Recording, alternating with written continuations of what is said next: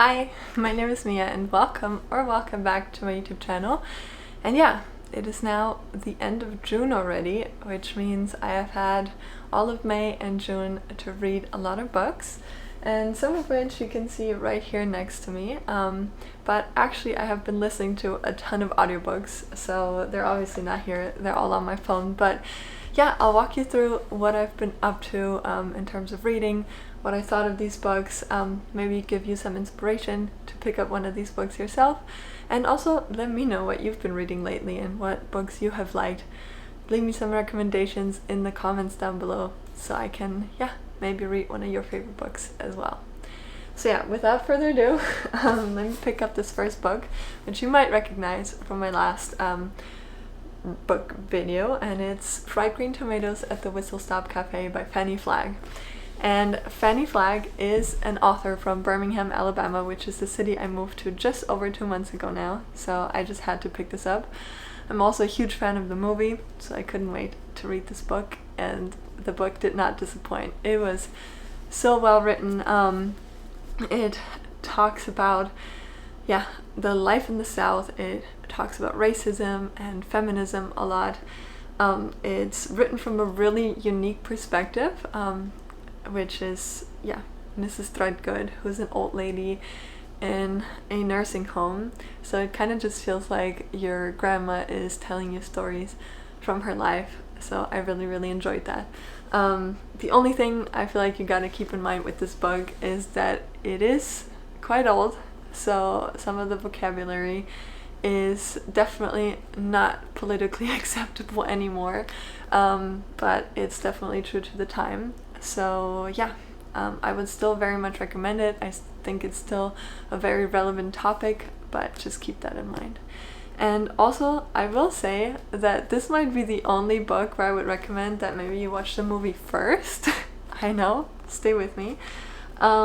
Because I feel like it would just help you kind of keep better track of the storyline, because I think that the storyline sometimes gets a bit blurry in the book, at least that's how I felt. And so yeah, either way, it's a great book, it's a great movie.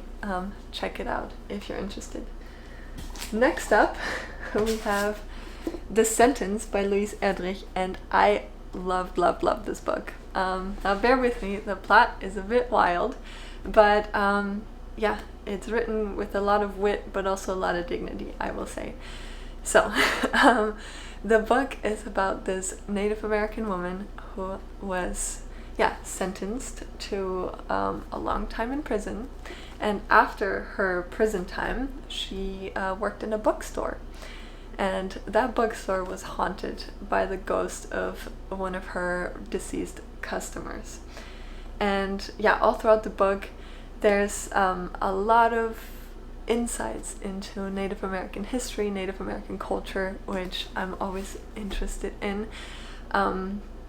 It also gives a lot of recommendation of books actually within the book, which is super fun. The books are all about Native American stories, so a really good read. Would highly recommend if you have any interest whatsoever in Native American culture. Alright, next up is Fuzz by Mary Roach, and as it says right here, the book is all about when nature breaks the law. So anytime that an animal or even a tree breaks a law, like commits murder, steals, that sort of stuff. And it is again written with a lot of wit, but it still remains very informational, which I love. And I cannot wait to read more of Mary Roach's work, because I just really enjoyed this one a lot. And also, fun fact, I have never seen a book that has more footnotes than this. Like, every few pages you'll have footnotes, which I'm kind of indifferent about in terms of whether it's good or bad. It's just a fun fact, I guess. I've definitely noticed that throughout the book. Right, next up on this pile is a book that I'm almost finished with, and it's A Man and His Symbols. It says here it's written by Carl Jung, but it's actually written by quite a few authors, and Carl Jung just was kind of the inspiration behind it, and he wrote the introduction to this book. And if you're familiar with Carl Jung's work, then you know that this book is very much about psychology. It talks about, obviously, symbolism all throughout history. It talks about symbolism in different cultures and different religions. It talks about the symbols within our dreams and what they would mean. So it's a very, very interesting topic, but I will say that unless you're really interested in psychology, I would not really recommend this book, because I just feel like they overcomplicated things, which makes it kind of slow to read. I've been stuck with this for over a week now, because yeah, it's just, I can't get myself to read too much of it. I kind of get tired of like the formalities. Some parts of it are written very fluently, others I feel like just drag on, and I don't know, they just use like big words that are unnecessary in the context. But yeah, I don't want to talk too badly about this book because it's still very interesting and very good, but definitely not for everyone. Next here we have The Four Winds by Kristen Hanna, and I have talked about this in my little free library book vlog, and yeah, what can I say? I love this book. I'm not gonna go into detail in this video about it because I already talked about it plenty in my other one, which I'll link for you down below. But yeah, really enjoyed this one. And another book that is not here anymore, which I read in that other vlog, is The Secret Lives of Booksellers and Librarians, which is a great idea and a great concept, but I just think it was executed pretty badly. I didn't enjoy the book that much. It's not bad, it's not good. Again, I talk about it more in depth in my other video, so make sure to check that out. But it's not here anymore because I put it in one of the free little libraries in my neighborhood for someone else to enjoy, because I'm never gonna read it again. Alright, next up here is Gathering Moss by Robin Wall Kimmerer, and my favorite book of all time is actually Braiding Sweetgrass by Robin Wall Kimmerer, so I was excited to read more of her work. I will say that this one's definitely more specific, as it is all about moss, and moss is a very complex topic because there's so many different types, so many different ecosystems where moss would grow.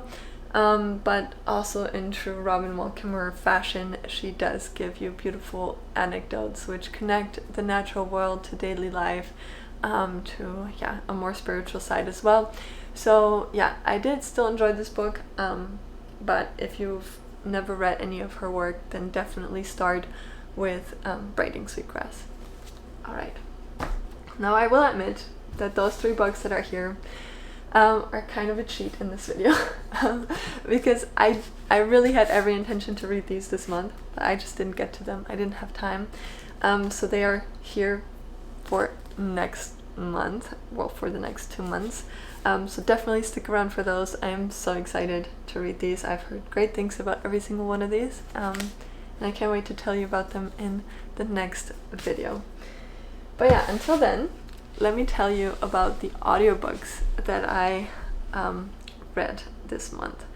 Now, the first one I started off with was Wandering Stars by Tommy Orange, and Tommy Orange is the author of There, which is an amazing book, so if you haven't read this one, definitely check it out. But There is kind of like a sequel to this book. You get more in-depth information about a lot of the characters that are mentioned here. It was very, very interesting, very nice, but definitely go check out There before you pick up Wandering Stars. The next audiobook I read was Behave by Robert Sapolsky, and that one was such an interesting deep dive into human behavior, the origins of human behavior, and he really goes into detail about all different aspects. It goes from biology and genetics into psychology, and everything that could influence our behavior, dating back to when we are still in utero to more recent experiences, and also some of our ancestors' experiences. So very, very interesting book. really enjoyed that one.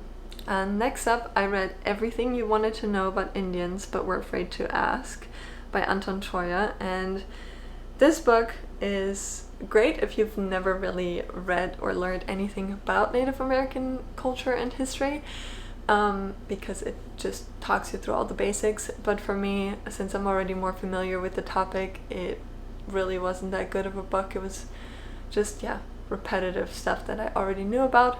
But that doesn't mean that it's a bad book. Like I said, if you're new to the topic, then definitely check it out. Next up is another book where I have watched a movie a bunch of times growing up, and it's called The Book Thief by Marcus Zusak.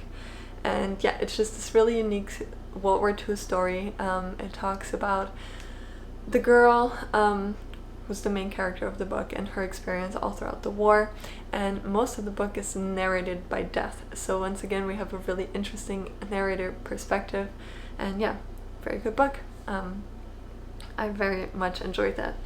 Next up, I read Sula by Toni Morrison, and just like all of Toni Morrison's work, Sula was just a masterpiece of storytelling.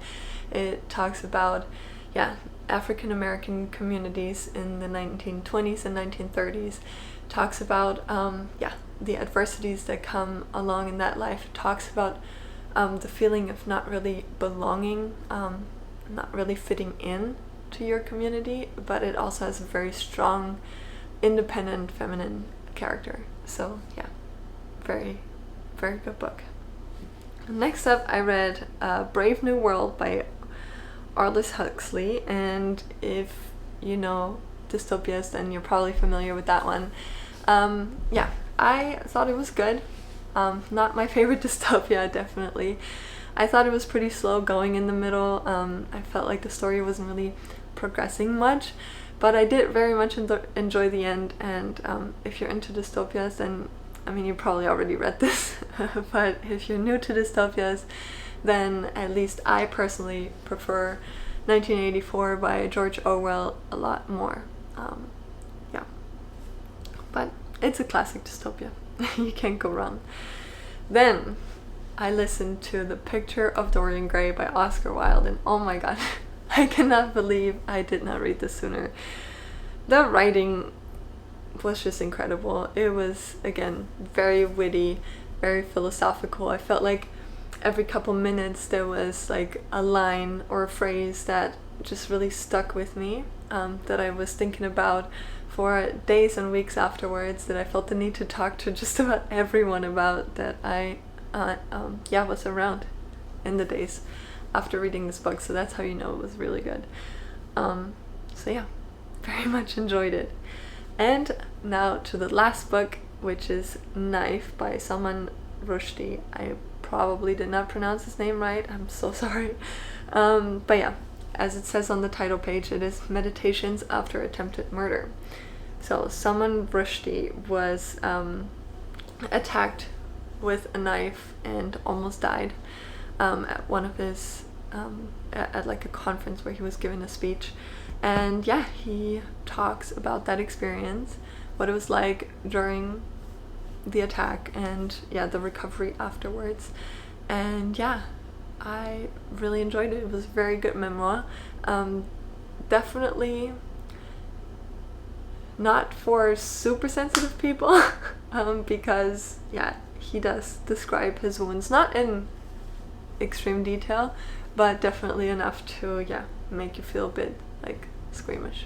But very good book. I'm again very happy with the selection I have made in the last 2 months.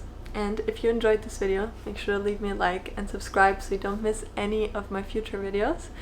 And until then, I hope you have an amazing day, and I'll see you next time.